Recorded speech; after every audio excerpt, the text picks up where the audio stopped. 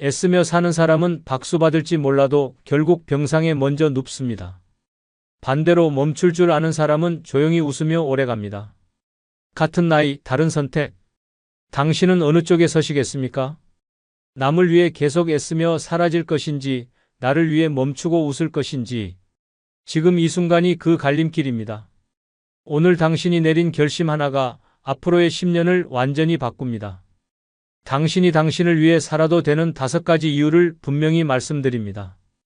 영상을 끝까지 보시면 지금까지의 미련을 단번에 내려놓을 수 있는 결정적 계기가 될 것입니다. 구독, 좋아요, 알림 설정 누르시면 시작하겠습니다. 70세 넘어서도 애쓰며 사는 게 미련한 첫 번째 이유는 남의 시선을 여전히 의식하며 살기 때문입니다. 아직도 남 눈치를 보며 살고 계십니까? 그렇다면 당신은 평생 동안 단 한 번도 내 인생을 살아본 적 없는 사람일 수 있습니다. 지금 거울 앞에 서서 스스로에게 물어보십시오.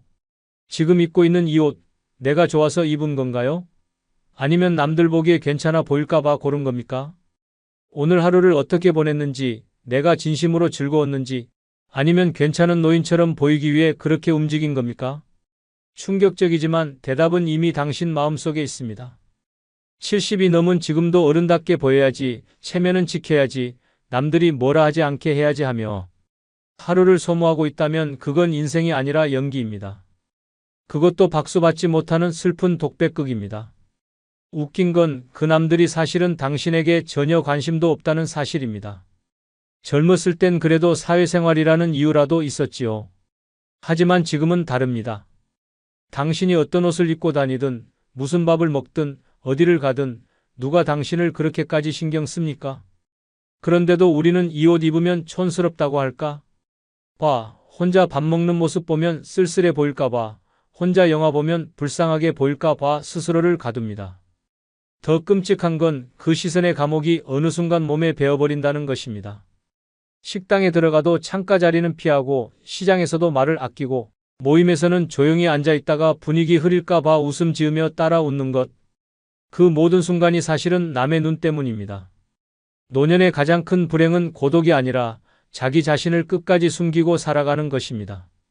당신의 표정, 당신의 말투, 당신의 취향, 그 모든 게 아직도 남 기준에 맞춰져 있다면 도대체 언제쯤 당신은 진짜 나로 살아보겠습니까? 이쯤에서 하나 짚고 갑시다. 당신을 흉보는 그 사람들, 당신이 아무리 체면을 차려도 결국 흉보는 사람들입니다. 당신이 무릎이 아파도 억지로 외출하는 걸 본다 한들 정말 의지가 대단하셔요라고 존경합니까? 아닙니다.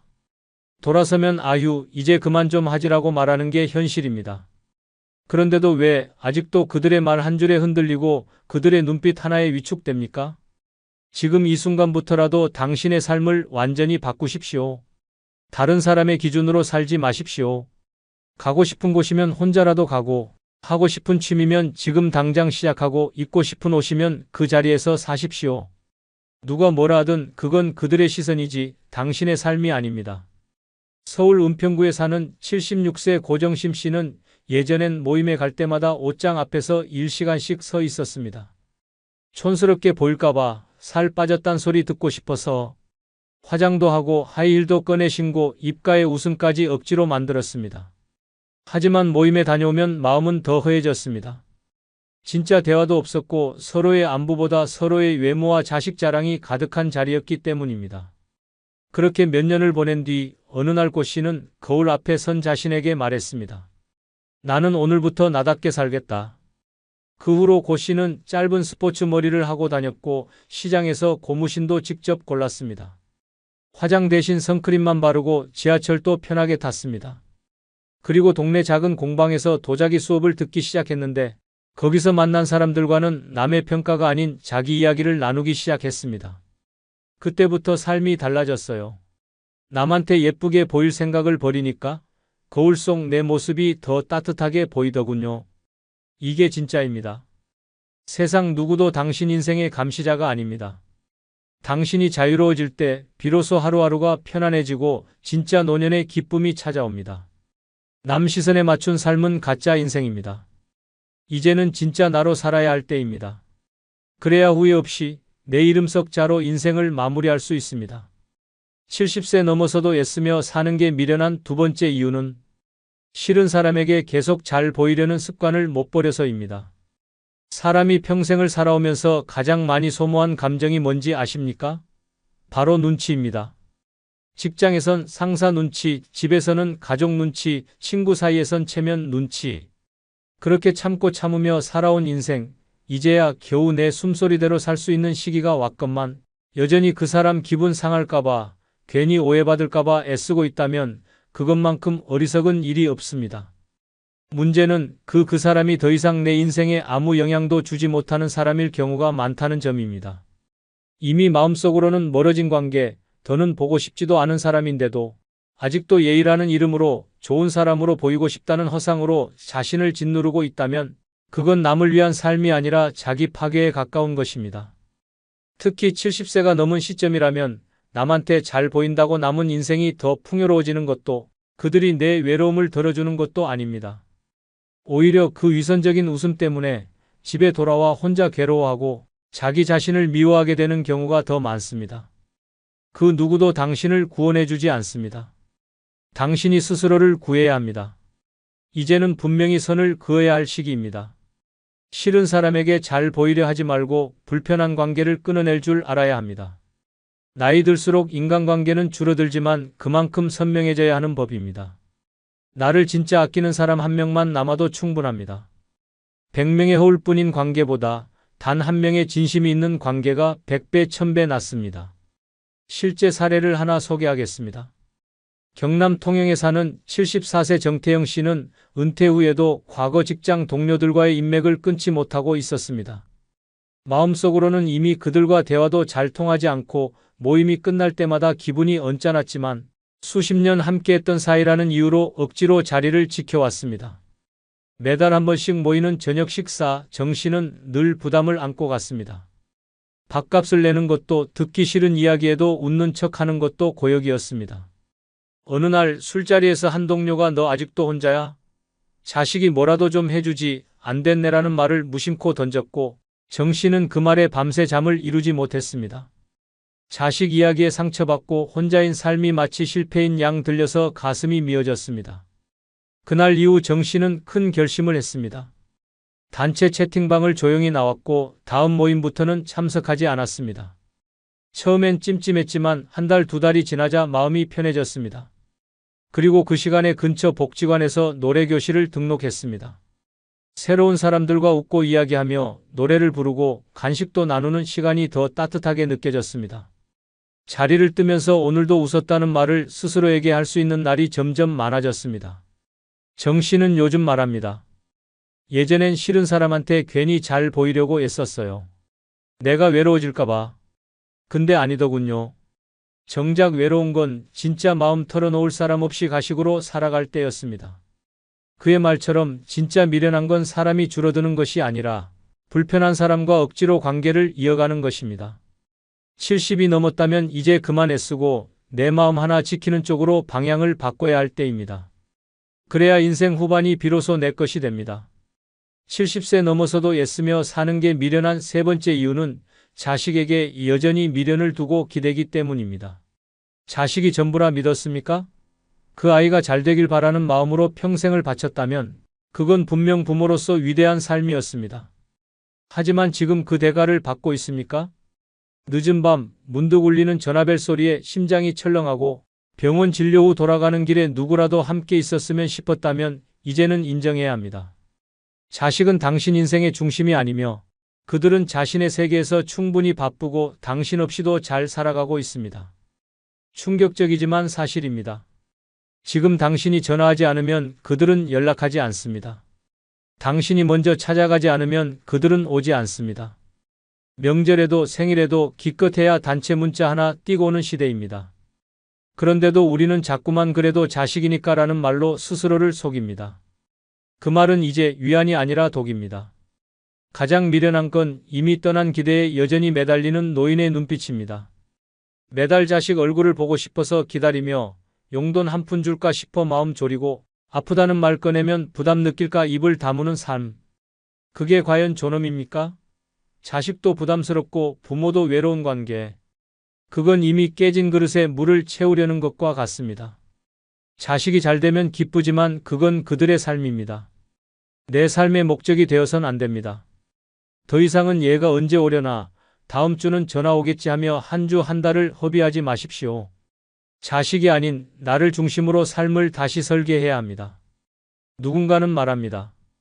부모가 자식을 놓는 순간 비로소 삶이 시작된다고. 그 말은 냉정하지만 진실입니다. 자식에게 기대지 않는 삶은 외로운 것이 아니라 진짜 자유입니다. 언제부터인가 우리에게 자유란 사치가 되었습니다. 자식의 말 한마디, 눈치 한 줄에 일희일비하며 기분을 맡기는 노년. 그게 과연 내가 꿈꾸던 마지막 인생입니까? 이제는 내려놔야 할 때입니다. 그 아이의 성공이 당신의 성공이 아니고 그 아이의 냉정함이 당신의 실패도 아닙니다. 자식은 키우는 것이지 기댈 언덕이 아닙니다. 더는 바라지 마세요. 대신 혼자서 먹는 따뜻한 밥 한 끼, 마음 맞는 친구와의 수다, 내 두 발로 걸을 수 있는 건강을 더 귀하게 여기셔야 합니다. 진짜 인생은 자식이 떠난 자리에서 시작됩니다. 자식이 나를 찾지 않는다고 슬퍼하지 마십시오. 그것은 당신이 부족해서가 아니라 그들이 각자의 삶에 집중하고 있다는 뜻입니다. 그러니 이젠 당신도 자신의 삶에 집중하셔야 합니다. 누구 눈치도 보지 말고 누구에게도 의지하지 않는 삶. 그것이 진짜 품이 있는 노년입니다. 여전히 자식만 바라보고 사십니까? 그렇다면 지금 그 눈을 돌리십시오. 내 얼굴, 내 건강, 내 기분을 먼저 챙기십시오. 그렇게 하루하루 쌓은 시간들이 당신의 남은 인생을 바꿔줍니다. 늦지 않았습니다. 지금이라도 시작하셔야 합니다. 다시 한번 말합니다. 70세 넘어서도 자식에게 기대며 사는 삶은 가장 고통스럽고 외로운 미련입니다. 지금 그 끈을 끊는 순간 당신은 처음으로 온전한 나로 살아가게 될 것입니다.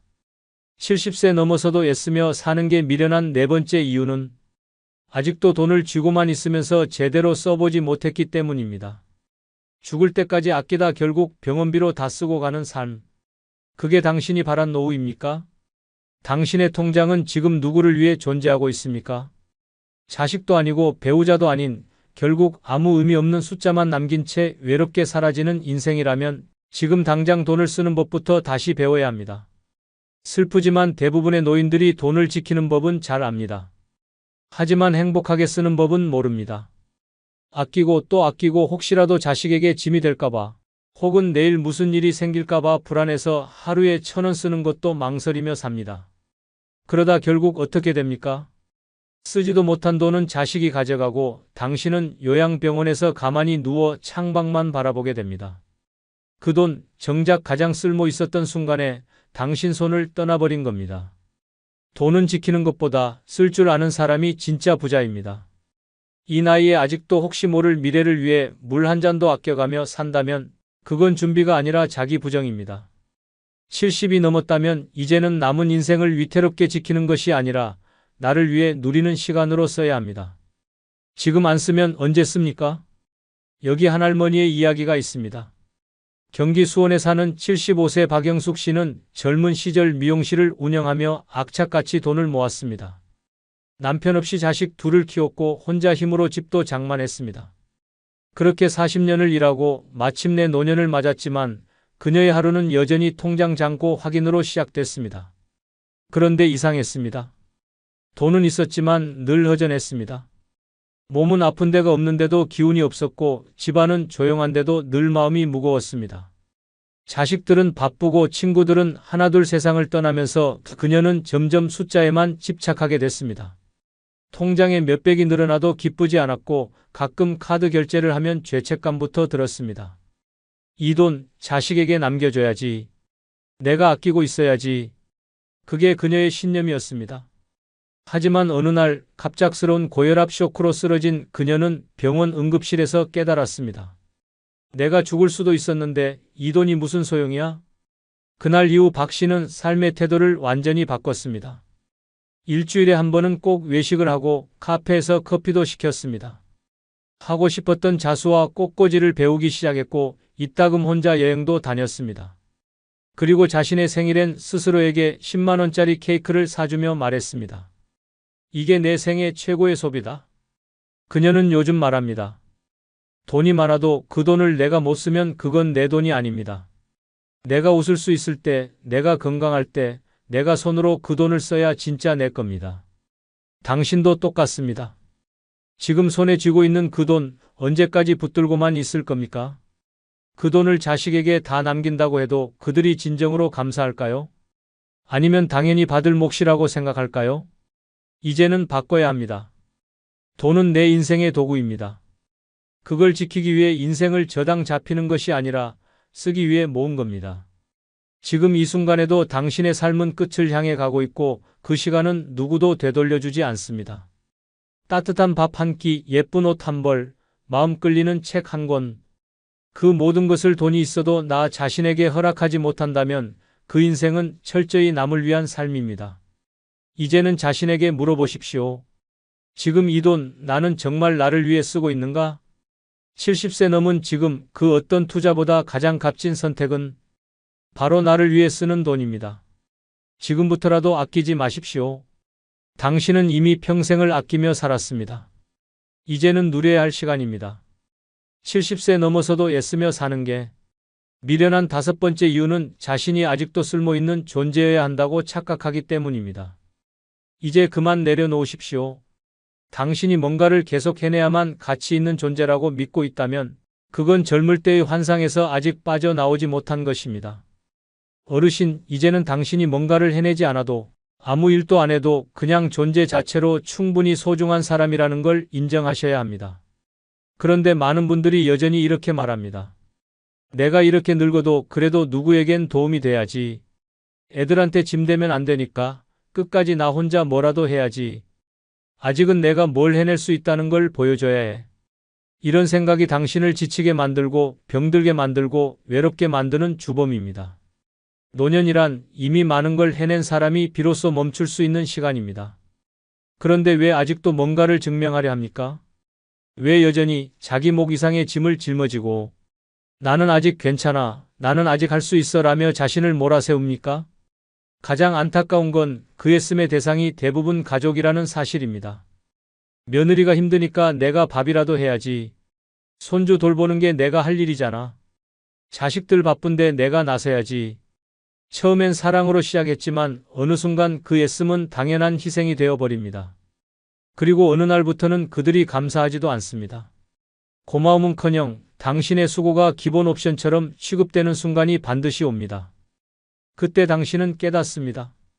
내가 여기서 빠지면 아무도 기억해주지 않겠구나.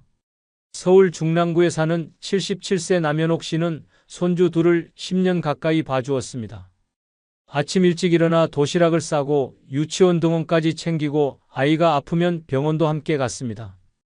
그녀는 늘 말했습니다. 자식들이 바쁘니까 내가 안 나서면 안 되잖아. 그런데 어느 해 겨울 심한 감기로 쓰러졌을 때도 아무도 그녀를 간호해주지 않았습니다. 며느리는 시어머니가 감기쯤이야 뭐라며 병원에 데려가지 않았고 아들은 일 때문에 바쁘다며 전화 한 통으로 안부를 대신했습니다. 그날 밤 남 씨는 혼자 누운 이불 속에서 조용히 울었습니다. 나는 도대체 왜 이렇게까지 했던 걸까? 그녀는 그때 결심했습니다. 이제부터는 나도 쉬겠다. 손주 돌보기를 멈췄고 저녁 도시락 대신 자신을 위한 따뜻한 밥상을 차리기 시작했습니다. 그 돈과 시간을 모아 동네 요가 교실에도 나가고 매주 수요일은 연극 동호회에서 대사를 외우며 웃음을 되찾았습니다. 남 씨는 말합니다. 그동안 내가 너무 바보처럼 살았어요. 누가 해달라고 하지도 않았는데 괜히 나 스스로가 쓸모 있어야만 한다고 믿고 있었던 거죠. 이게 핵심입니다. 노인은 쓸모 없어도 됩니다. 아니, 정확히 말하면 쓸모를 내려놓을 수 있는 사람이 진짜 어른입니다. 세상이 원하는 역할에서 벗어나 이제는 나 자신으로 존재할 수 있는 사람이 되어야 합니다.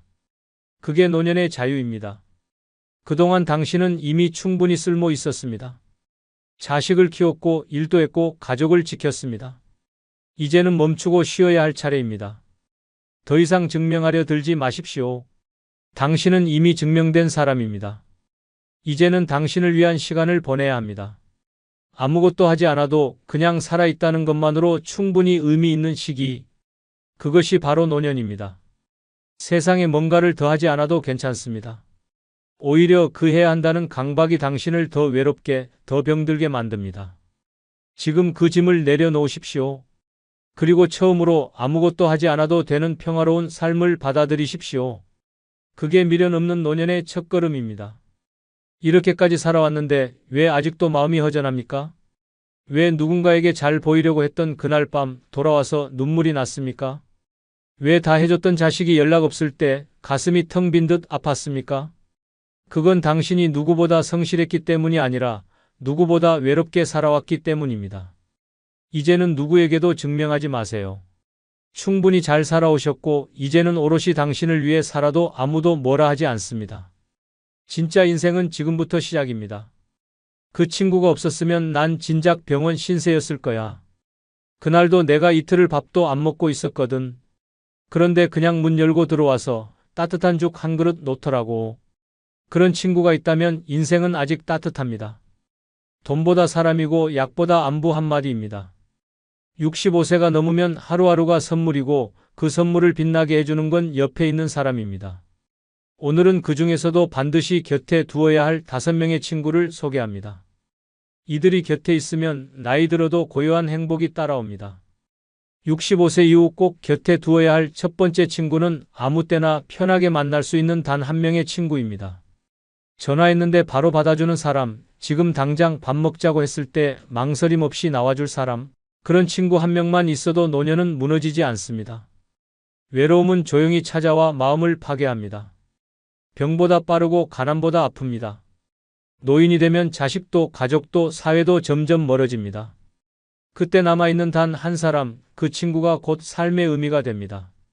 사람은 누구나 말을 하고 싶어집니다. 슬픈 이야기도 재미없는 일상도 사소한 걱정도 입 밖으로 털어놓고 나면 조금은 가벼워지기 때문입니다. 하지만 그 말을 들어줄 사람이 없을 때 노인의 삶은 정지된 시간 속에서 갇히기 시작합니다. 침묵은 생각을 키우고 생각은 외로움을 키웁니다. 그리고 그 외로움은 삶을 갉아먹습니다. 혼자 식사를 하다 문득 울컥하고 TV 속 사연에 괜히 눈물이 나며 문자 하나 없는 휴대폰을 멍하니 들여다보게 되는 그런 하루가 반복될 때 사람은 살아있다는 감각을 잃습니다. 그때 필요한 사람이 말 한마디 섞지 않아도 어색하지 않은 친구 한 명입니다. 어떤 대단한 도움을 주는 친구가 아닙니다. 같이 걷자, 시장 한 바퀴 돌까? 김치 좀 덜어줄까? 이 정도면 충분합니다. 상대를 의식하지 않고 내 민낯 그대로를 보여줄 수 있는 존재. 마음이 아플 때는 같이 울어주고 말없이 손만 잡아주는 그런 사람. 그 한 명만 있다면 노년은 결코 무너지지 않습니다. 실제로 서울 강북구에 사는 78세 강순자 씨는 남편과 사별한 후 몇 년을 문 닫고 지내며 점점 사람과 멀어졌습니다. 외출은 배달음식 수령이 전부였고 가족이라곤 외국에 사는 딸뿐이라 하루의 말 한마디 하지 않는 날이 일주일씩 이어졌습니다. 그런데 어느 날 장마철 비오는 아파트 복도에서 우연히 마주친 동네 할머니와 우산을 같이 쓴 일이 계기가 됐습니다. 우산 하나 같이 쓰실래요? 그 말 한마디가 시작이었습니다. 그날 이후 두 사람은 하루도 빠지지 않고 동네 한 바퀴를 돌며 이런저런 이야기를 나눴습니다. 냉장고 속 반찬도 나누고 가끔 같이 병원도 다니고 명절에는 떡국을 함께 끓였습니다. 어느 날은 강 씨가 거실에서 갑자기 쓰러졌는데 바로 이 친구가 방문하지 않았더라면 강 씨는 끝내 구조되지 못했을 수도 있었습니다. 친구는 119에 전화를 걸고 구급차에 동행해 병원 수속까지 도왔습니다. 강 씨는 회복 후 이렇게 말했습니다. 이 사람이 없었으면 난 벌써 죽었을 겁니다. 내 인생을 다시 살아가게 만든 사람이에요. 이처럼 친구는 생명을 구하는 사람일 수 있습니다. 누구도 몰랐던 쓰러짐을 알아주는 사람, 그 하루의 공백을 눈치채주는 사람이 단 한 명만 있어도 인생은 끝이 아닙니다. 이 관계에는 체면도 계산도 경쟁도 없습니다. 순수한 존재감 하나로 서로의 삶을 지탱해주는 사람. 지금 곁에 그런 친구가 없다면 늦기 전에 만들고 있었다면 놓치지 말아야 합니다. 65세 이후 삶의 승패는 단 하나, 사람이 있느냐 없느냐에 달려 있습니다. 결국 남는 건 집도 돈도 명예도 아닙니다. 진심으로 안부를 묻고 밥 한 끼를 나눌 수 있는 친구 한 명입니다. 그 사람이 있는 노년은 혼자가 아닙니다. 오늘 당신 곁엔 그런 친구가 있습니까? 없다면 지금이 늦기 전입니다. 65세 이후 꼭 곁에 두어야 할 두 번째 친구는 돈으로 우열을 가르지 않는 사람입니다. 야, 저 사람은 연금이 얼마래? 걔네는 자식이 해외에서 돈 보내준다더라. 요양원도 싼 데랑 비싼 데랑 천지 차이지. 나이 들어서도 사람들 입에서 이런 말이 쉽게 오가는 순간 마음이 조용히 무너집니다. 친구를 만나러 나갔는데 밥값 얘기부터 나옵니다. 여행 얘기를 하더니 은근슬쩍 자랑이 섞이고 집 크기, 손주 용돈 액수로 대화가 이어집니다. 이런 관계는 친구가 아닙니다. 지갑을 비교하며 마음을 줄세우는 사이엔 편안함이 없습니다. 노년의 진짜 친구는 돈을 기준으로 상대를 재지 않는 사람입니다. 가진 게 많든 적든 밥을 사든 얻어먹든 그런 걸 따지지 않고 여전히 나를 있는 그대로 대하는 사람. 돈 냄새 없는 관계만이 오래갑니다. 사람은 누구나 사정이 있습니다. 누군가는 연금이 든든하지만 자식이 병들어 고통받고 누군가는 월세살이지만 마음만은 평안하게 삽니다. 그런 현실을 들여다보지도 않고 단지 통장, 잔고나 자식의 성공만으로 우위를 나누려는 사람은 결국 마음까지 가난한 사람입니다. 돈 많은 친구가 꼭 나쁘다는 얘기가 아닙니다. 하지만 문제는 돈이 많다는 사실을 드러내며 우위를 점하려는 태도입니다. 밥값을 냈다며 생색을 내거나 자식 자랑을 수시로 하며 넌 뭐하고 사냐는 식의 시선을 보내는 사람은 멀리해야 합니다. 그런 친구와의 시간은 쉼이 아니라 고문입니다. 반면 진짜 친구는 다릅니다.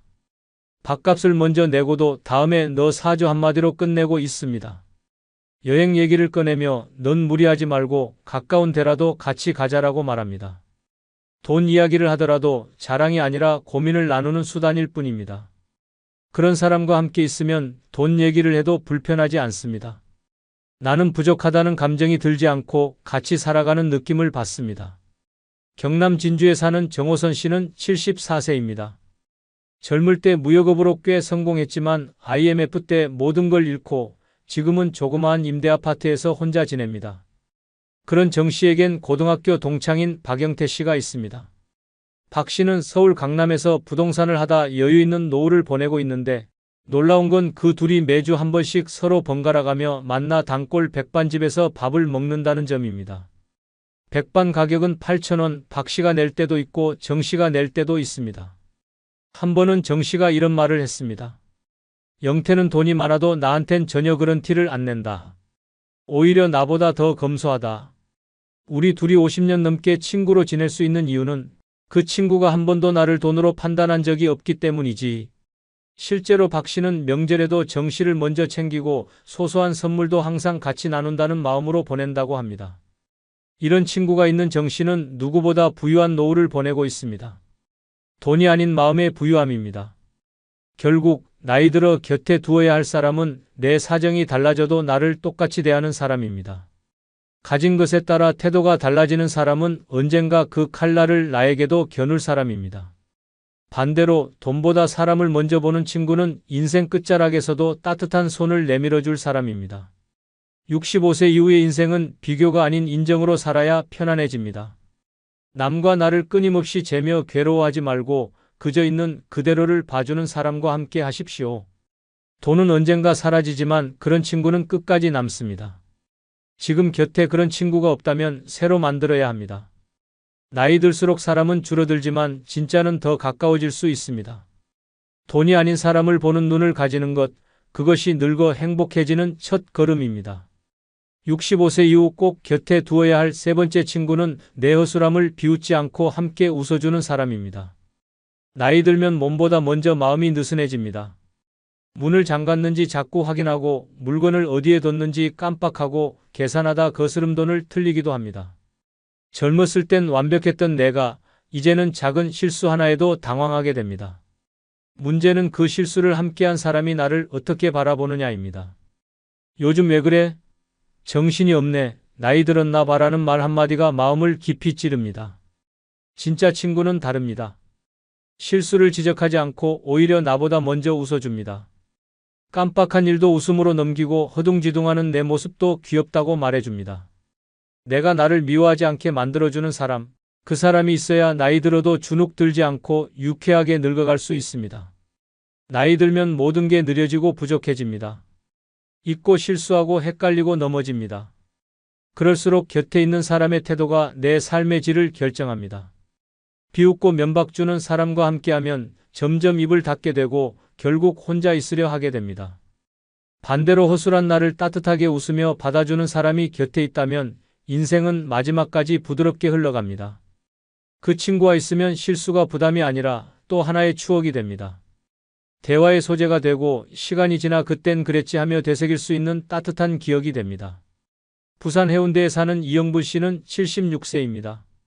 그는 요즘 자기답게 늙어가는 연습을 하고 있다고 말합니다. 얼마 전 시장에 나갔다가 김치 2통을 계산 안 하고 들고 나와버린 일이 있었습니다.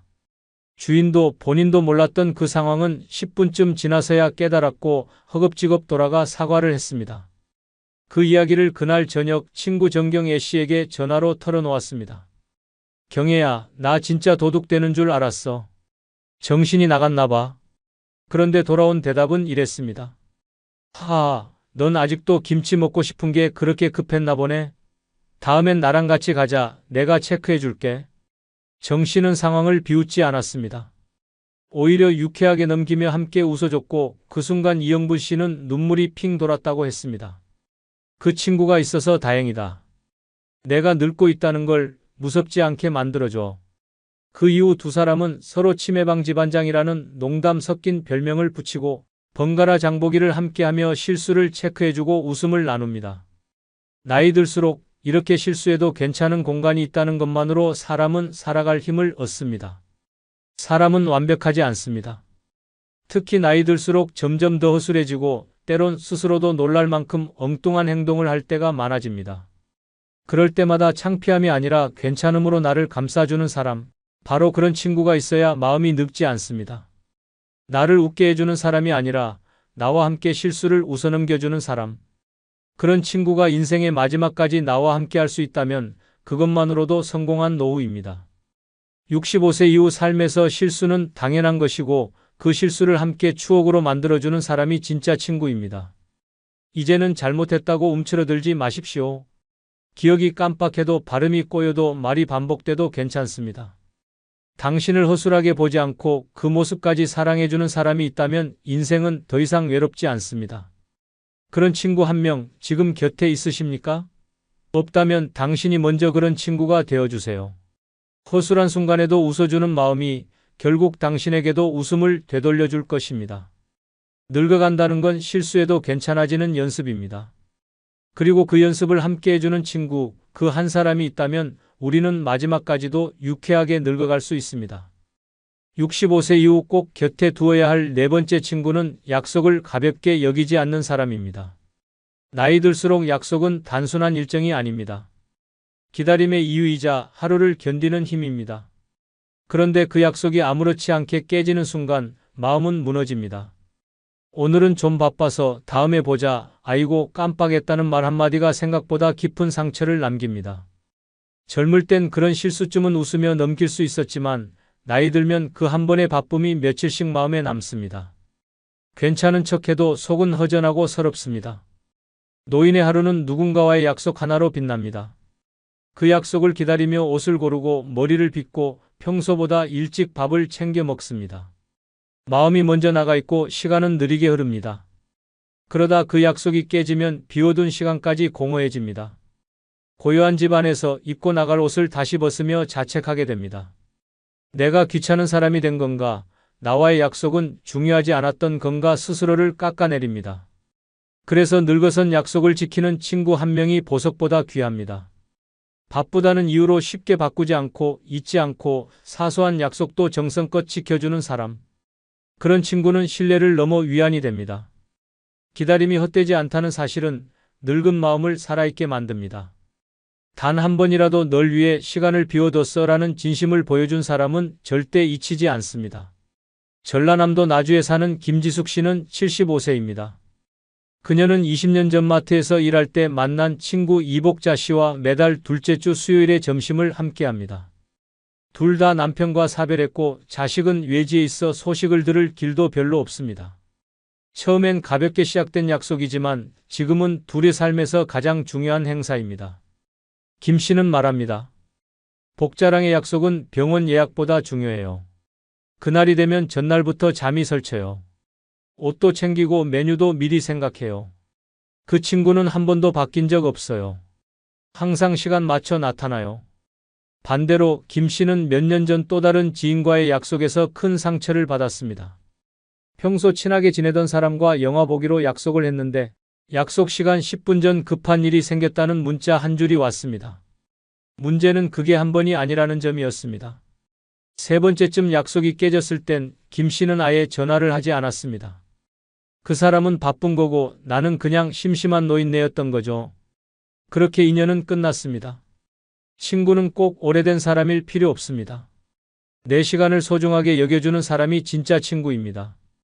늦게 생긴 인연이어도 작고 단순한 약속도 성실히 지켜주는 사람. 이런 사람과 함께 있으면 늙어도 존중받고 있다고 느낄 수 있습니다. 나이 들어 허름한 몸보다 더 아픈 건 나를 대하는 가벼운 태도입니다. 늙어서 마음이 단단해지는 줄 아십니까? 아닙니다. 오히려 더 섬세해지고 더 쉽게 상처받습니다. 특히 나와의 약속이 가벼웠다는 느낌은 그 사람에 대한 실망으로 끝나지 않습니다. 자기 존재에 대한 의심으로 이어집니다. 나는 중요하지 않은 존재구나 하는 생각은 노인을 점점 침묵하게 만듭니다. 그런 상처가 쌓이면 어느 순간 모든 관계를 끊고 혼자 살아가려 합니다. 그것이 고립이고 결국 외로움의 시작입니다. 65세 이후는 약속을 지키는 사람이 곁에 있는가 아닌가로 삶의 질이 달라집니다. 기다리는 사람이 있다는 건 살아있다는 증거이고 누군가와의 약속을 기대하는 마음은 곧 삶의 동력입니다. 지금 당신 주변에 그런 친구가 있습니까? 약속을 미루지 않고 지켜주고 바쁘단 핑계를 대지 않는 사람. 만약 없다면 당신이 먼저 그런 친구가 되어야 합니다. 약속이란 건 시간이 아니라 마음입니다. 나이 들어도 서로를 귀하게 여기는 관계는 단 한 번의 약속 지킴에서 시작됩니다. 그렇게 지켜낸 작은 신뢰가 노년의 외로움을 막아주는 울타리가 됩니다. 그래서 오늘도 기다립니다. 나와의 약속을 소중하게 여겨주는 단 한 사람을. 65세 이후 꼭 곁에 두어야 할 다섯 번째 친구는 혼자 있을 때 먼저 찾아와주는 사람입니다. 그 사람은 꼭 내가 혼자일 때 나타납니다. 이상하게도 외로움이 깊을 때 조용히 문을 두드려줍니다. 이런 친구가 단 한 명이라도 있다면 인생 끝자락이 결코 쓸쓸하지 않습니다. 나이 들어 가장 무서운 건 병도 가난도 아닙니다. 누군가와 함께 있고 싶은데 아무도 내게 연락하지 않는 그 적막함입니다. 낮에는 소음 속에 묻히지만 해가 지고 방 안에 불을 켤 때 비로소 나 혼자라는 사실이 선명해집니다. 그 고요함이 때로는 무섭고 때로는 견디기 힘든 외로움으로 다가옵니다.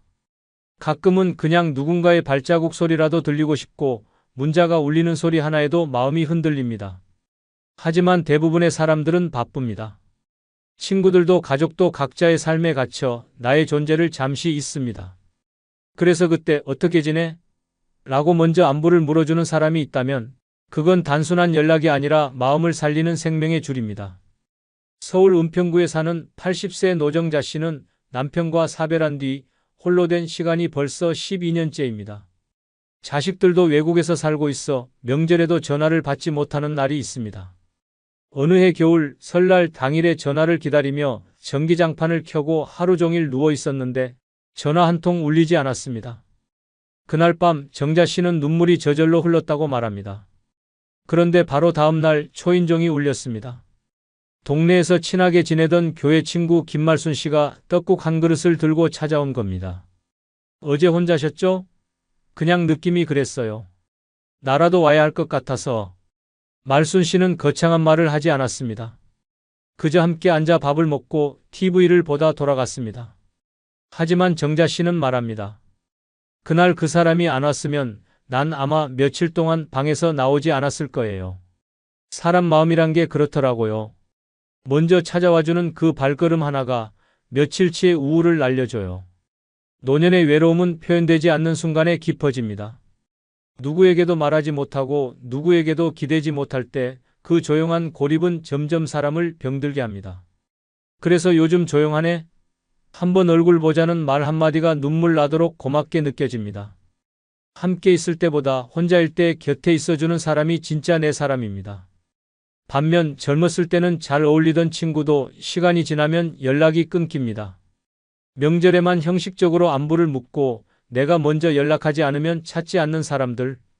그런 관계는 남아 있어도 소용없습니다. 오히려 혼자라는 느낌만 더 선명하게 해줄 뿐입니다. 보고 싶어서 왔어라는 이유로 문을 열고 들어오는 사람은 삶을 위로하는 존재입니다. 늙어서는 그런 친구 한 명이 곧 가족이고 희망이고 의미입니다. 65세 이후의 삶은 기다림의 연속입니다. 병원 예약날을 기다리고 약국 영업시간을 기다리고 가끔은 자식의 연락을 기다립니다. 그런데 그 기다림 속에 예상치 못한 친구의 방문이 끼어들면 인생 전체가 따뜻해집니다. 그냥 와주는 사람, 아무 이유 없이 얼굴 한번 보러 와주는 사람. 그 사람이 있어야 내 삶도 계속 움직입니다. 이제는 내가 먼저 찾지 않아도 내가 조용할 때 기척을 내줄 사람이 필요합니다. 혼자 있는 시간은 피할 수 없습니다. 하지만 그 시간을 외롭지 않게 해주는 사람은 기억 속에 찾아오지 않고 현실 속에서 문을 두드리는 사람입니다. 당신에게 그런 사람이 있습니까? 없다면 당신이 먼저 그런 친구가 되어야 합니다. 외로움은 어쩌면 막을 수 없는 감정일지 모릅니다. 하지만 누군가가 가만히 곁에 있어주면 그 외로움은 견딜 만한 그늘이 됩니다. 노년은 결국 누가 나를 조용히 찾아와 주는가에 달려 있습니다. 그 사람 한 명이 있다면 삶은 더 이상 고립이 아니라 연결입니다. 그리고 그 연결이야말로 늙은 인생을 따뜻하게 만들어주는 유일한 온기입니다. 한번 냉정하게 생각해 보십시오. 지금 당신 곁에 있는 사람들 중 끝까지 함께할 사람이 과연 몇 명이나 될까요? 자식은 각자의 삶으로 바쁘고 친구는 전화 한 통 없이 멀어지며 배우자조차 어느 날 갑자기 먼저 떠날 수 있습니다. 결국 남는 건 관계가 아니라 혼자 남은 나이입니다. 젊을 때는 타인의 시선으로 살았지만 노년에는 오직 나 자신만이 나를 지켜줄 수 있습니다. 자식에게 의지하면 상처받고 이웃에게 기대면 더 외로워집니다.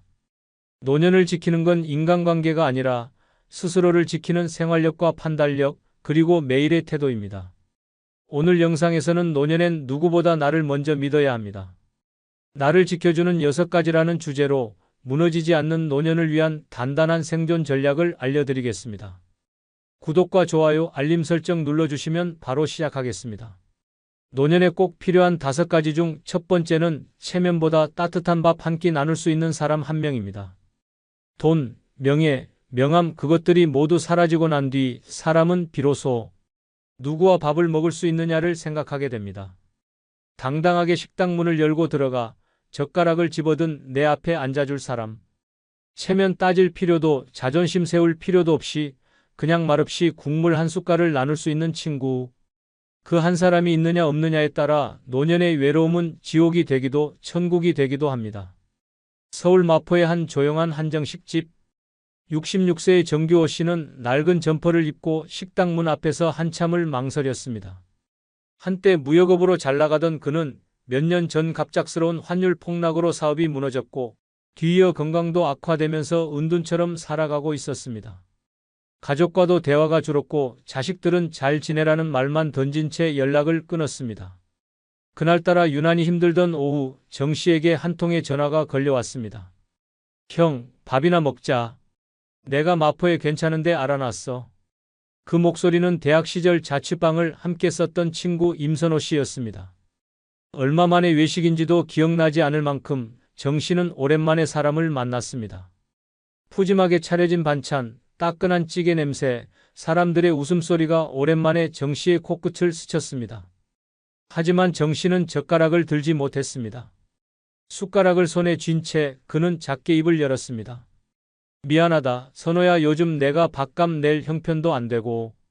그 말을 듣자 임 씨는 천천히 숟가락을 내려놓더니 정 씨를 바라보며 말했습니다. 형, 우리가 밥값 따지던 사이였어? 그냥 먹자. 오늘은 내가 사고 다음엔 형이 커피 한 잔만 사. 정 씨는 아무 말 없이 고개를 숙였습니다.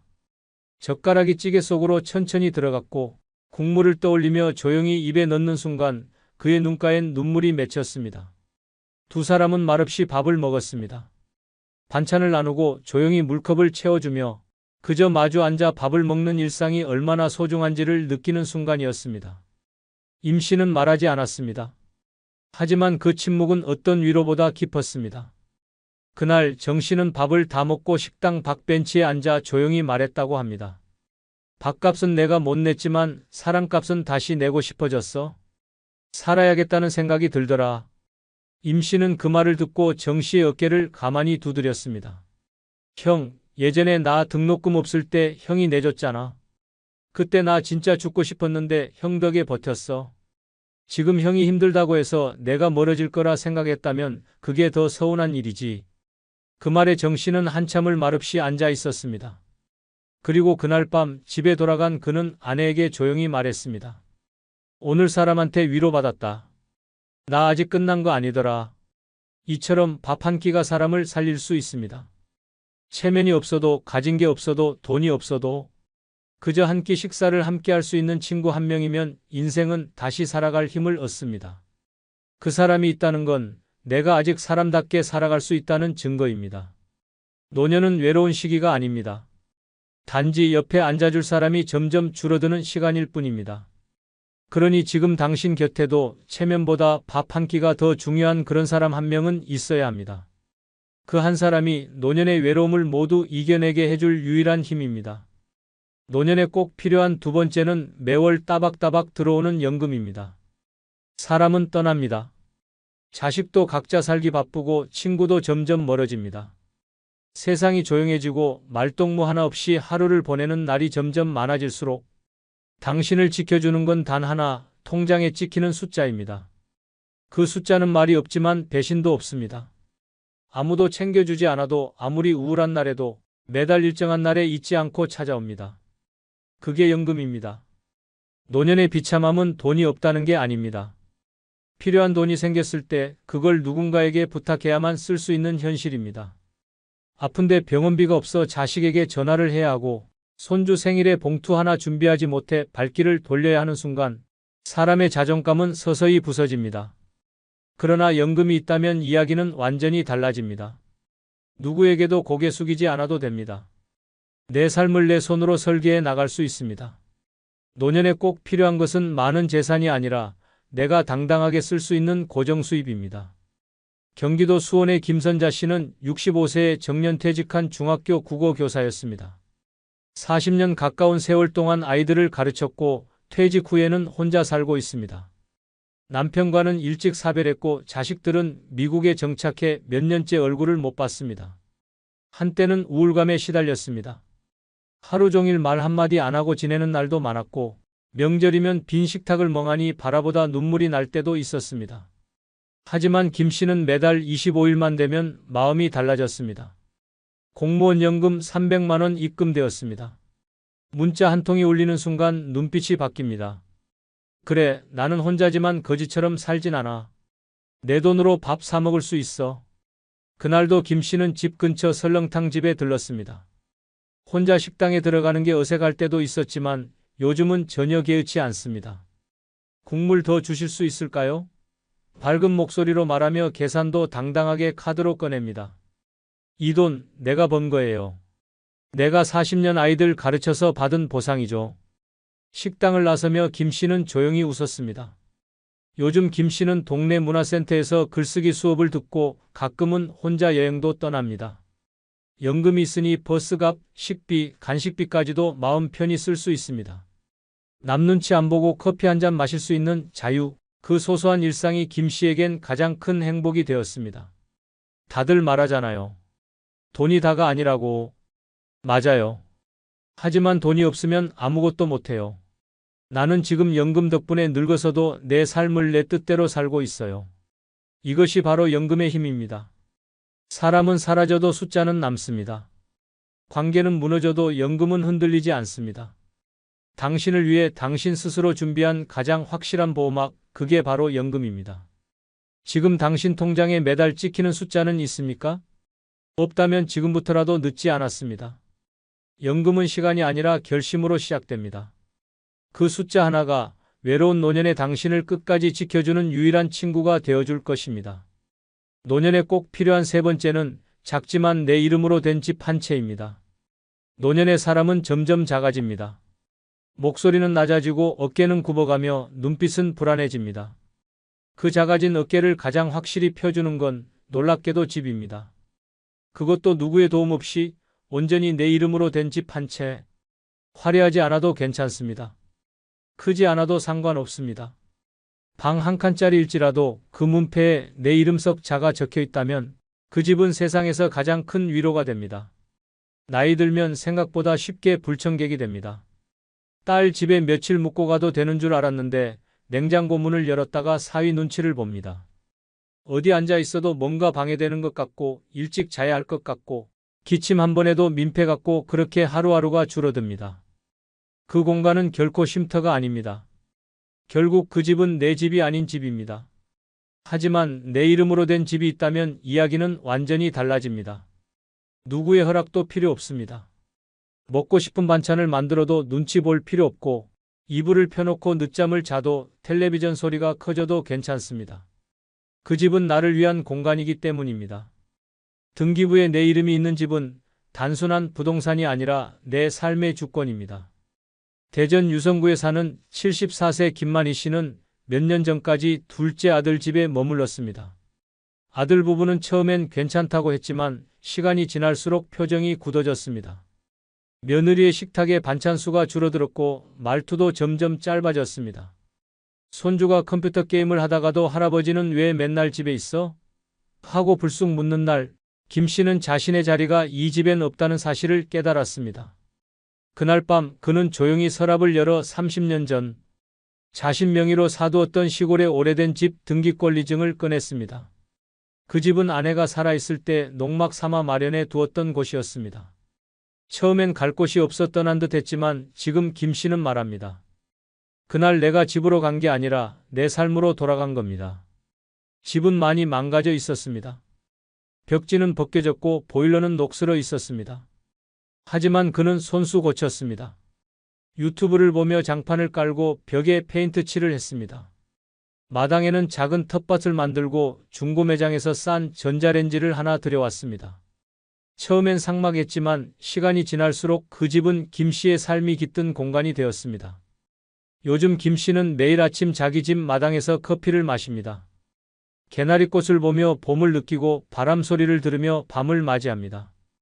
가끔 이웃집 할머니와 김치전을 부쳐 나누기도 합니다. 그는 말합니다. 자식들 집에 살 땐 밥을 먹어도 목구멍이 막혔고 지금은 라면 하나도 마음이 놓여요. 내가 내 집에 있다는 사실, 그거 하나로 마음이 편합니다. 노년엔 누구와 사느냐보다 어디에 사느냐가 더 중요합니다. 그리고 더 정확히 말하자면 그 집이 누구의 이름으로 되어 있느냐가 중요합니다. 아무리 작고 낡아도 내 이름이 적힌 집 한 채는 노년의 자존심이자 마지막 울타리입니다. 어디에도 쫓기지 않고 누구에게도 눈치 보지 않고 내 마음대로 숨 쉴 수 있는 그 한 공간. 그 집이 있다는 것만으로도 우리는 마지막까지 사람답게 살 수 있습니다. 그러니 꼭 기억하십시오. 자식들 집 한 칸 얻어 사는 것보다 작더라도 내 집 하나가 더 든든합니다. 집은 단지 사는 곳이 아니라 나를 지켜주는 공간입니다. 늙은 나를 위한 마지막 선물은 결국 내 이름으로 된 집 한 채라는 사실.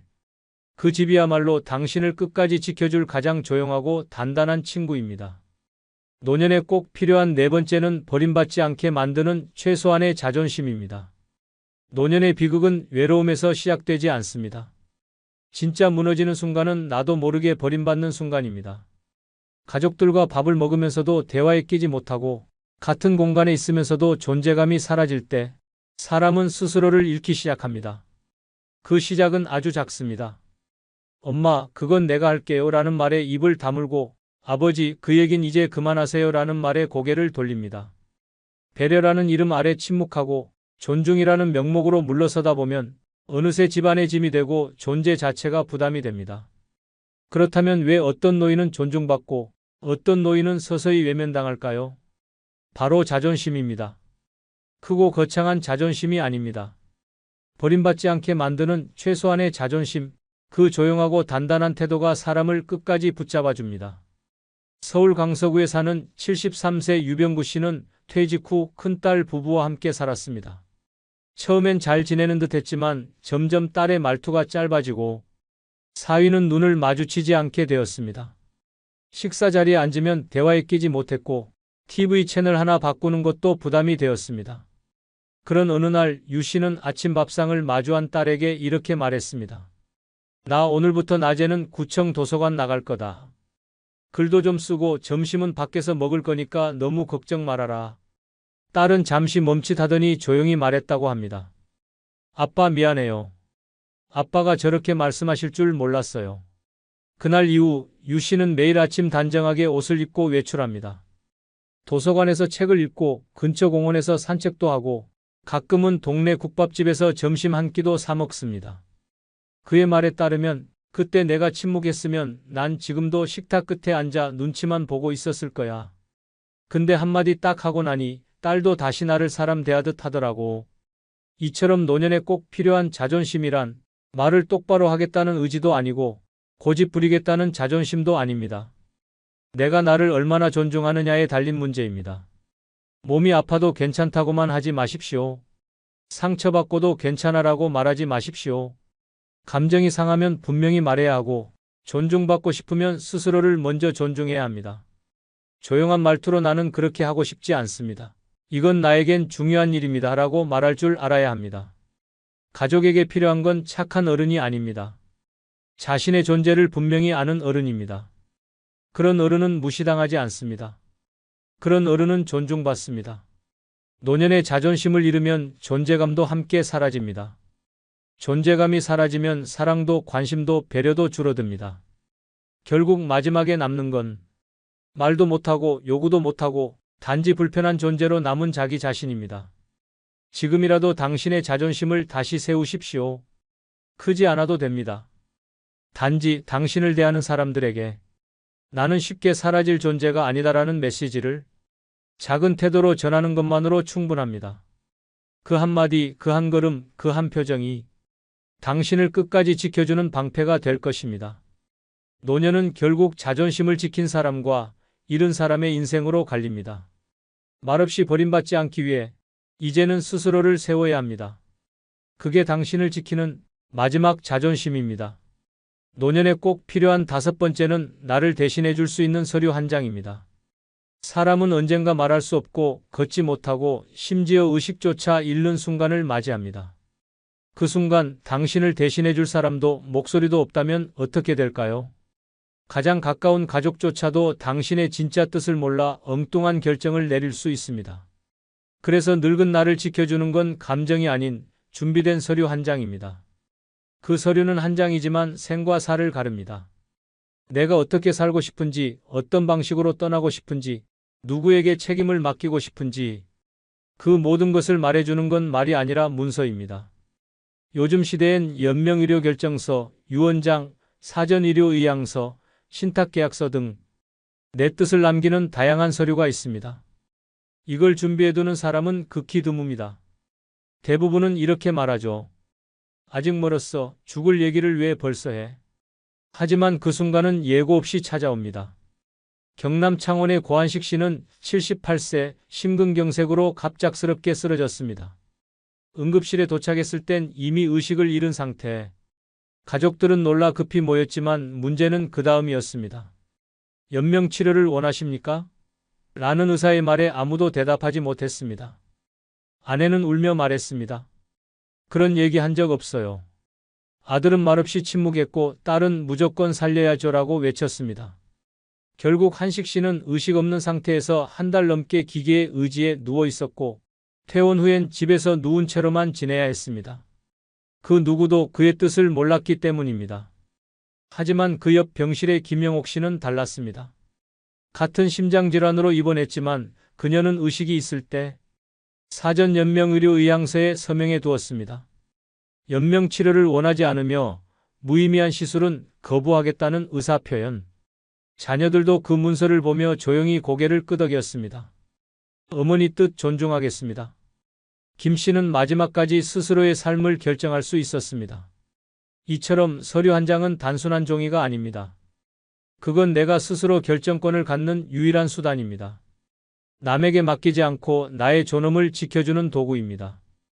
그 서류가 없는 사람은 죽음의 순간조차 타인의 판단에 맡기게 됩니다. 그건 너무 가혹한 현실입니다. 노년에는 미뤄선 안 되는 일이 몇 가지 있습니다. 그중 가장 중요한 건 내 뜻을 남기는 일입니다. 말은 바람처럼 사라지지만 문서는 남습니다. 이름 석자와 사인, 날짜가 적힌 종이 한 장이 자식들 간의 다툼을 막고 나의 마지막을 평화롭게 합니다. 지금 당신은 준비되어 있습니까? 나는 아직 멀었다고 말하는 그 순간에도 시간은 흐르고 몸은 늙습니다. 건강할 때 써야 혈액이 있는 것이지 병원 침대 위에서는 어떤 서류도 작성할 수 없습니다. 자식에게 미안한 마음 남기지 않기 위해서라도, 나중에 가족들이 죄책감에 울지 않도록 하기 위해서라도 지금 준비해 두어야 합니다. 사전 연명 의료 의향서, 유언장 한 장이면 됩니다. 그 서류가 늙은 나를 가장 분명하게 지켜주는 마지막 증거가 됩니다. 살아온 날들을 지켜낸 것도 대단하지만 떠나는 순간조차 내 방식대로 마무리할 수 있다면 그것이 진짜 아름다운 인생입니다. 그러니 오늘 하루 시간을 내십시오. 그리고 나를 대신해 줄 수 있는 서류 한 장을 써두십시오. 그 종이 한 장이 마지막까지 당신을 지켜줄 것입니다. 노년에 진짜 필요한 건 남의 인정을 받는 삶이 아니라 스스로를 지킬 수 있는 삶입니다. 누구도 대신 살아주지 못하고 아무도 끝까지 곁에 있어주지 않을 때 내가 나를 어떻게 대했는지가 남습니다. 작은 준비 하나, 사소한 선택 하나가 평생의 품격을 만들어냅니다. 늦지 않았습니다. 지금부터라도 나 자신에게 책임지는 삶을 시작하십시오. 그것이 외롭지 않은 노년, 무너지지 않는 인생의 조건입니다. 나이가 들어서도 사람들이 진심으로 나를 위해 줄 거라고 생각하시나요? 자식들은 결혼하면서 점점 멀어지고 평생 믿었던 친구들도 이제는 자기 일에만 바빠서 연락조차 뜸해졌습니다. 그럼 우리 같은 노인들은 대체 누구한테 마음을 기대고 살아야 할까요? 세상 사람들 모두 제각각 살기 바쁘다 보니 진짜 어려울 때 도와줄 사람은 거의 없다고 봐야 합니다. 하지만 절망하실 필요는 전혀 없습니다. 사람의 마음은 쉽게 변해도 절대로 변하지 않는 5가지 든든한 보물이 있기 때문입니다. 이것들만 제대로 준비해 두시면 누구에게 손 벌리지 않고도 당당하고 풍요로운 노후를 보내실 수 있습니다. 지금부터 그 소중한 비밀을 차근차근 알려드리겠습니다. 구독, 좋아요, 알림 설정 눌러주시면 시작하겠습니다. 아울러 주변 소중한 분들에게 많은 공유도 꼭 부탁드립니다. 노후에 믿을 것 중 첫 번째는 바로 자동이체로 들어오는 연금입니다. 사람은 언제든지 마음이 바뀔 수 있고 상황에 따라 약속을 어길 수도 있지만 연금만큼은 절대 그런 일이 없습니다. 매달 정해진 날짜에 어김없이 통장으로 들어오는 그 돈이야말로 가장 믿을 만한 친구라고 할 수 있습니다. 국민연금이든 공무원 연금이든 사학연금이든 상관없이 젊었을 때 꾸준히 납부한 분들은 지금 그 혜택을 톡톡히 보고 계실 겁니다. 아무리 경제가 어려워져도 아무리 물가가 올라도 연금만큼은 절대 끊어지지 않습니다. 정부에서 보장하는 제도이기 때문에 개인이 파산하거나 회사가 망해도 전혀 영향을 받지 않습니다. 이런 확실한 보장을 해주는 곳이 또 어디에 있겠습니까? 하지만 아직 연금을 받지 못하는 분들도 계실 텐데 지금이라도 늦지 않았습니다. 개인연금이나 퇴직연금 같은 사적연금도 훌륭한 대안이 됩니다.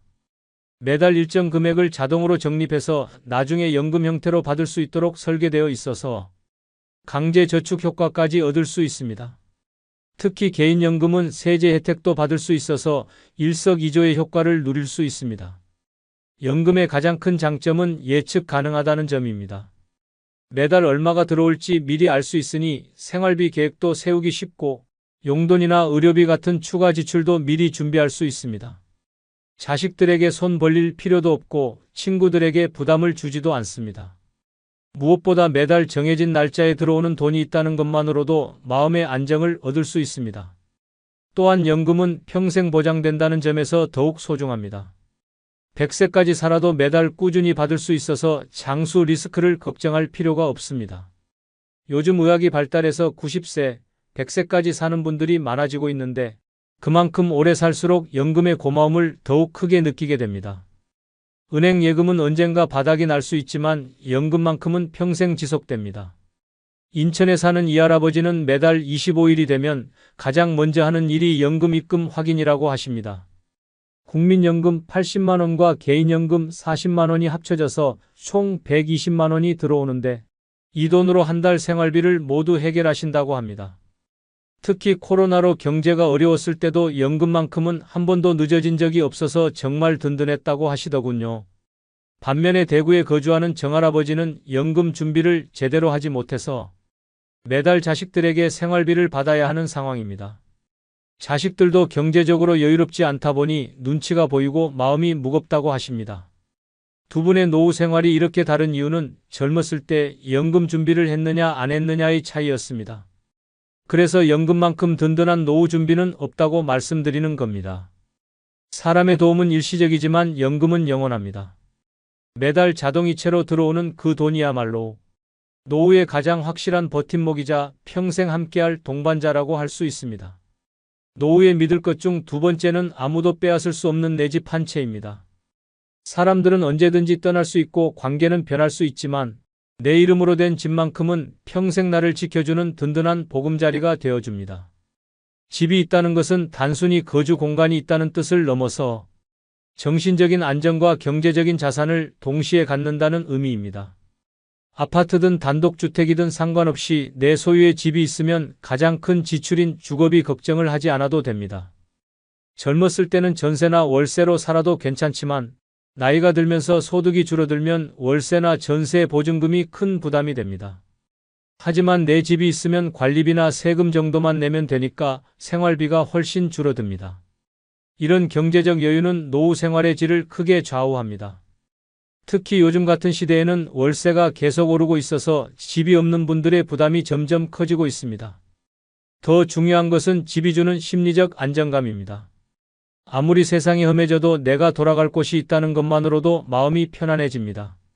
자식들과 갈등이 생겨도 친구들과 사이가 틀어져도 내 집에서는 누구 눈치 보지 않고 편하게 지낼 수 있습니다. 특히 혼자 사는 노인분들에게는 집이 유일한 안식처가 되어줍니다. 밤늦게 돌아와도 내 집 현관문을 열고 들어서는 순간 모든 피로가 풀리는 것을 느끼실 겁니다. 집은 또한 훌륭한 자산이기도 합니다. 급하게 돈이 필요할 때는 집을 담보로 대출을 받을 수도 있고 정말 어려운 상황이 되면 집을 팔아서 목돈을 마련할 수도 있습니다. 요즘에는 주택연금이라는 제도도 있어서 집을 소유한 채로 매달 연금을 받을 수도 있습니다. 이처럼 집은 위급할 때 활용할 수 있는 최후의 보루 역할을 해줍니다. 또한 집값이 오르면 자산 가치도 함께 상승하니까 일석이조의 효과를 얻을 수 있습니다. 아직 집이 없는 분들이라면 지금이라도 집 마련을 위해 노력해 보시기 바랍니다. 큰 아파트가 아니어도 괜찮습니다. 작은 원룸이라도 좋고 지방의 작은 주택이라도 상관없습니다. 중요한 것은 내 이름으로 된 집 한 채를 갖는 것입니다. 전세 자금 대출을 받아서라도 집을 사는 것이 장기적으로 훨씬 유리합니다. 매달 월세를 내는 것보다는 대출 이자를 내면서 집을 사는 것이 더 현명한 선택입니다. 집값이 오르내리는 것에 대해 걱정하시는 분들도 계시지만 노후 대비 차원에서는 집값 상승이나 하락보다는 안정적인 거주 공간 확보가 더 중요합니다. 집값이 떨어져도 살 곳이 있다는 것 자체가 큰 가치입니다.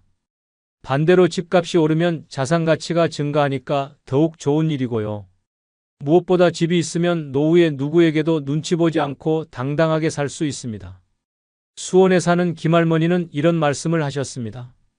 남편이 돌아가시고 자식들도 각자 바빠서 연락이 뜸해졌는데 다행히 젊었을 때 마련해둔 작은 아파트가 있어서 큰 걱정 없이 지낼 수 있다고 하시더군요. 매달 관리비 10만 원 정도만 내면 되니까 국민연금만으로도 충분히 생활할 수 있다고 합니다.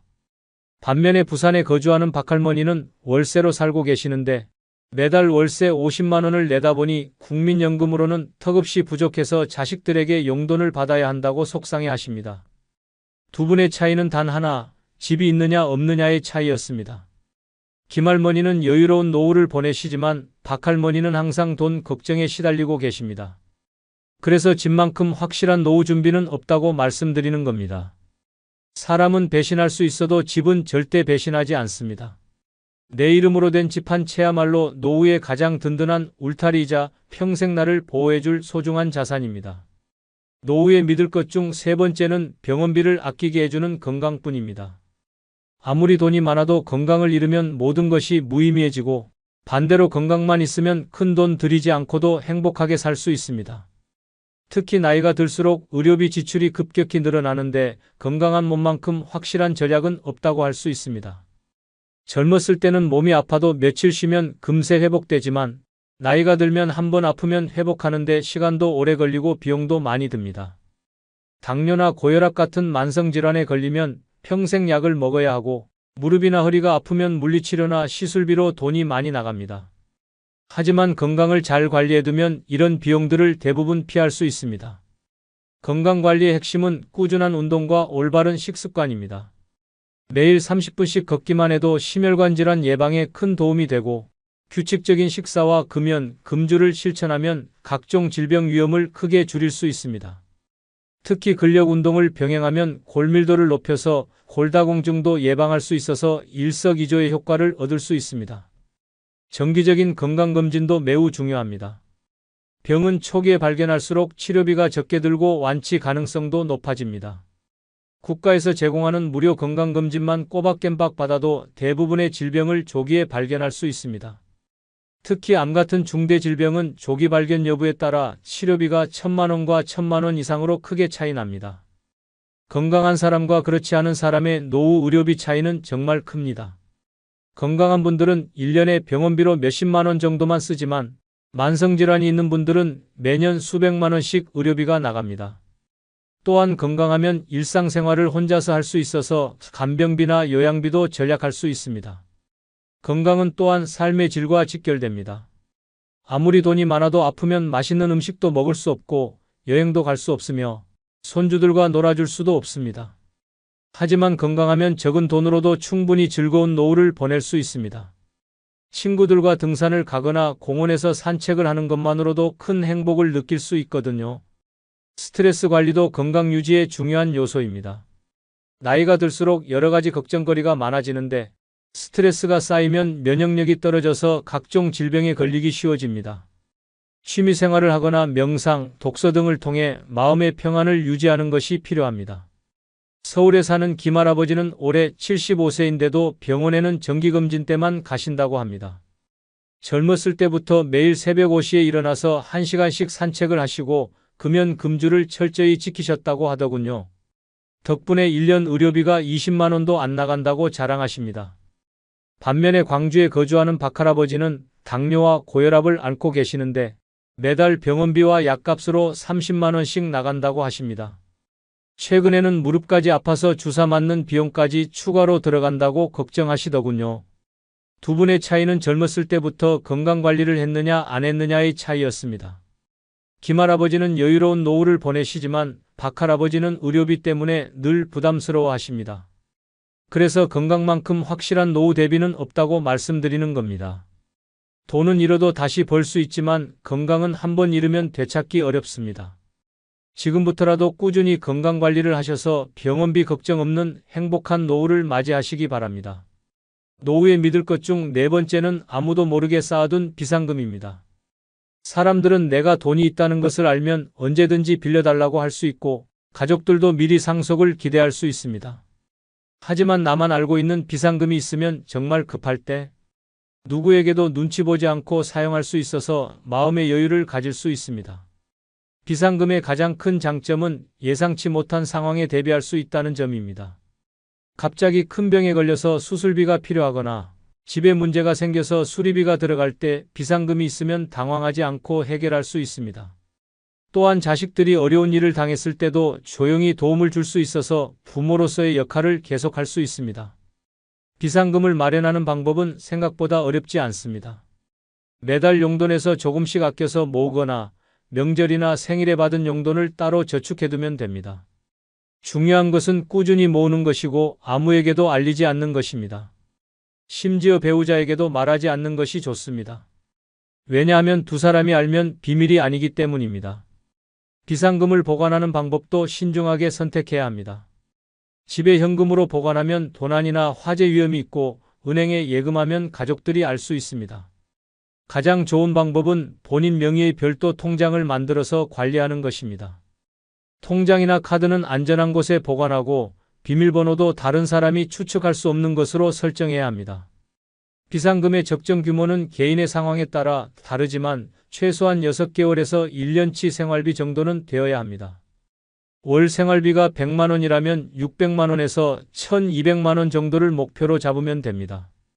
물론 더 많이 모을 수 있다면 그만큼 좋겠지만 무리해서 모으다가 현재 생활이 어려워지면 안 됩니다. 비상금이 있으면 심리적 안정감도 크게 높아집니다. 뭔가 문제가 생겨도 해결할 방법이 있다는 것을 알고 있으니까 마음이 편안해집니다. 또한 다른 사람에게 의존하지 않고 독립적으로 살 수 있다는 자신감도 생깁니다. 특히 노후에는 자존심이 중요한데 비상금이 있으면 누구에게도 굽히지 않고 당당하게 살 수 있습니다. 비상금을 사용할 때는 신중해야 합니다. 정말 급하고 중요한 일에만 사용해야 하고 한 번 쓴 후에는 다시 채워 넣는 것이 중요합니다. 비상금을 일상적인 용돈처럼 사용하면 정작 필요할 때 없을 수 있기 때문입니다. 또한 비상금의 존재를 다른 사람에게 알리는 순간 더 이상 비상금 역할을 할 수 없다는 점도 기억해야 합니다. 창원에 사는 최할머니는 30년 동안 매달 5만 원씩 비상금을 모으셨다고 합니다. 처음에는 작은 금액이었지만 시간이 지나면서 1,800만 원이라는 큰 돈이 되었습니다.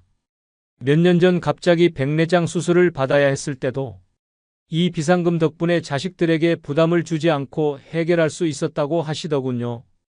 또한 손주 결혼식 축의금도 이 돈으로 넉넉하게 준비했다고 자랑하십니다. 반면에 제주도에 거주하는 강할아버지는 모든 돈을 가족들과 공유해서 쓰시는데 최근 치과 치료비가 필요해졌을 때 자식들에게 돈을 달라고 부탁하기가 너무 미안하고 눈치가 보인다고 하십니다. 두 분의 차이는 남몰래 비상금을 준비했느냐 안 했느냐의 차이였습니다. 그래서 비상금만큼 든든한 노후 대비는 없다고 말씀드리는 겁니다. 사람들은 변할 수 있어도 내가 모은 돈만큼은 절대 나를 배신하지 않습니다. 아무도 모르게 차곡차곡 쌓아둔 비상금이야말로 노후의 가장 든든한 보험이자 마지막 보루라고 할 수 있습니다. 노후에 믿을 것 중 5번째는 스스로 조용히 정리한 인간관계입니다. 나이가 들수록 사람을 가려서 만나야 하고 진짜 소중한 사람들만 곁에 두는 것이 현명합니다. 젊었을 때는 많은 사람들과 어울리는 것이 좋다고 생각했지만 노후에는 질보다 양이 훨씬 중요합니다. 몇 명 안 되더라도 진심으로 나를 아끼는 사람들과 함께하는 것이 행복한 노후의 비결입니다. 인간관계를 정리한다는 것은 나에게 도움이 되지 않거나 스트레스를 주는 사람들과는 거리를 두는 것을 의미합니다. 돈만 빌려가고 갚지 않는 사람, 만날 때마다 불평불만만 늘어놓는 사람, 나쁜 소문을 퍼뜨리는 사람들과는 과감히 인연을 끊어야 합니다. 이런 사람들과 계속 어울리면 내 마음만 상하고 에너지만 소모됩니다. 반대로 진짜 소중한 사람들은 더욱 챙겨야 합니다. 어려울 때 진심으로 위로해주는 친구, 건강을 걱정해주는 이웃, 정기적으로 안부를 묻는 지인들은 노후에 정말 귀한 존재들입니다. 이런 분들과는 자주 연락하고 만나서 관계를 더욱 돈독하게 유지해야 합니다. 때로는 먼저 안부를 묻고 생일이나 기념일을 챙겨주는 것도 좋은 방법입니다. 가족관계도 마찬가지로 정리가 필요합니다. 자식들 중에서도 효도하는 자식과 그렇지 않은 자식이 있고 친척들 중에서도 진심으로 대해주는 사람과 이용만 하려는 사람이 있습니다. 혈연관계라고 해서 무조건 좋게 대할 필요는 없습니다.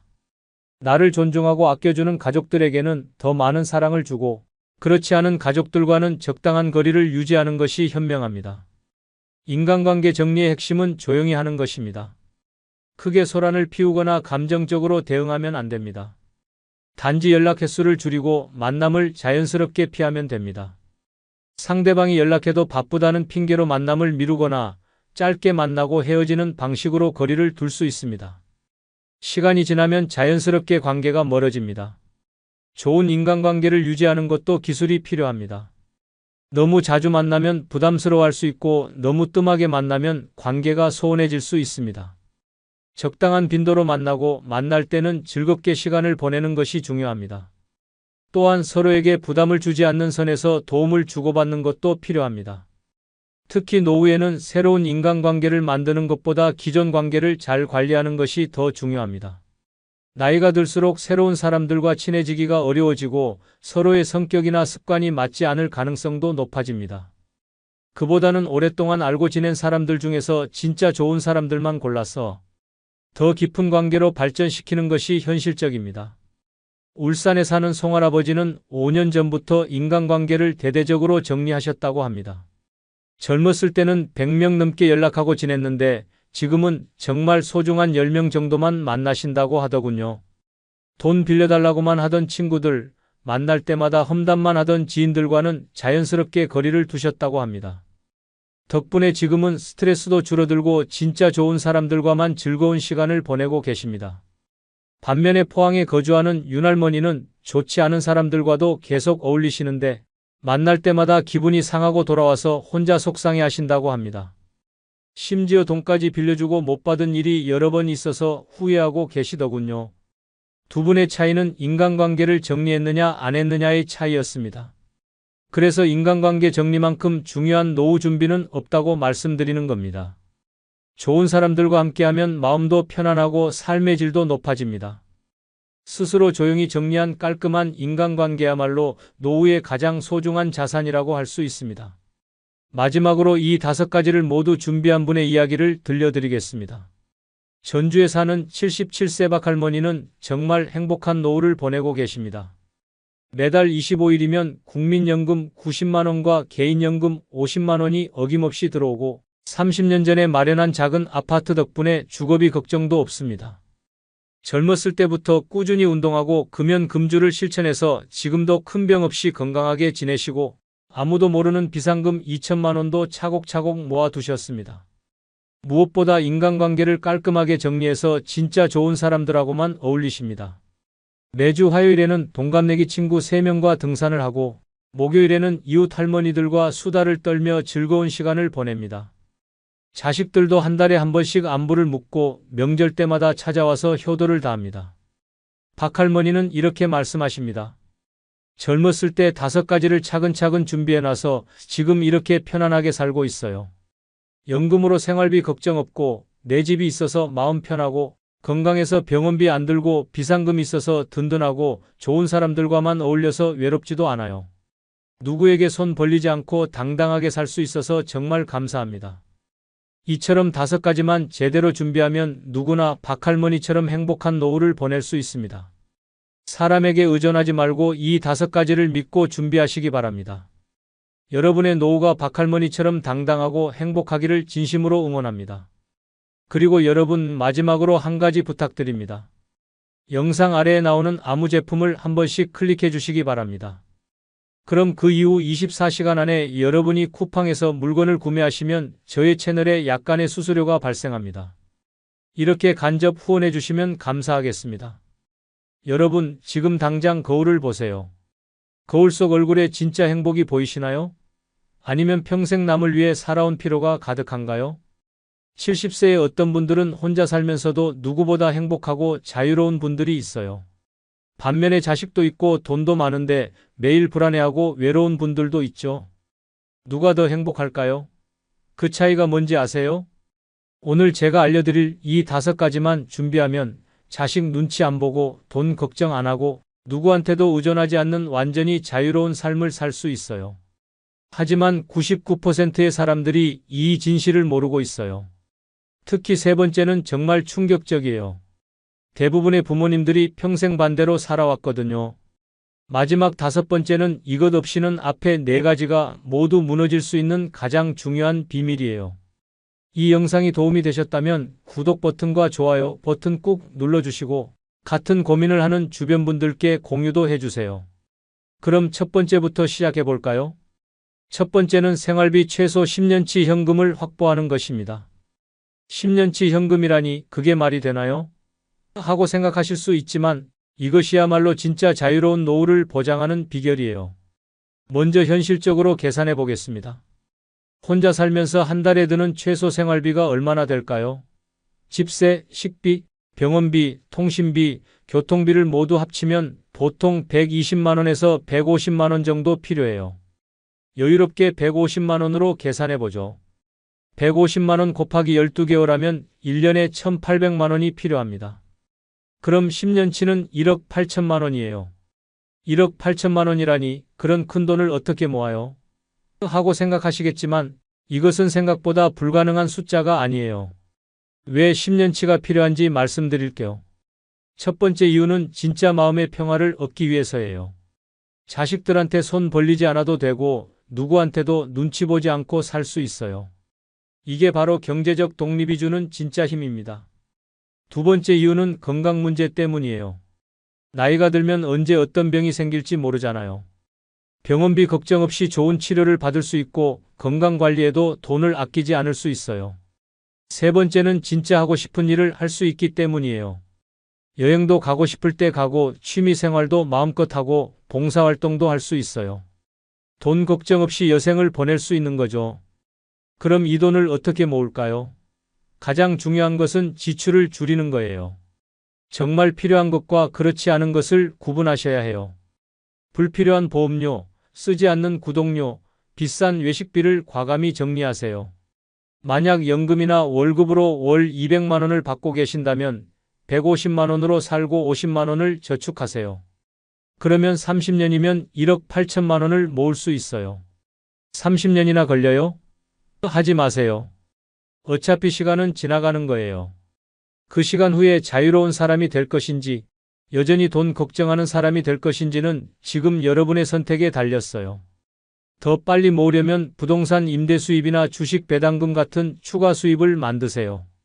하지만 여기서 중요한 건 수입이 늘어도 생활비는 그대로 유지하는 거예요.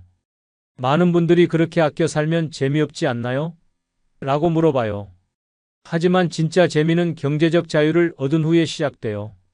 돈 걱정 없이 하고 싶은 일을 하면서 사는 것, 그게 진짜 행복한 노후 생활이에요. 지금 여러분이 매일 하는 돈 걱정들을 생각해 보세요. 병원비 걱정, 생활비